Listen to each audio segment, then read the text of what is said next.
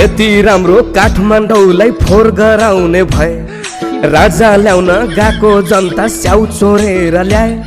हिजोसम्म ज्ञानेन्द्रलाई देश छोड भन्दै कराए अहिले तिनी युवा आफै देश छोडेर हराए अहिलेसम्म देश लुटेर खानुसम्म खाइयो अहिले जनता चिच्याइरहेछन् एउटै राजा चाहियो पहिला पनि कुर्ची खोस्यो राजाको के भर मान्छे चेन्ज गर्दा विकास हुन्छ भन्ने छ र ए आमा ल्याम भन्छन् राजा बियर चोर्ने जनताले के पिपाको निन्द्रा खराब गरिदिए नेपालका जनताले जनतालाई भड्काउँदै हिँड्छन् दुर्गा परसाई दाजैले दुर्गा परसाई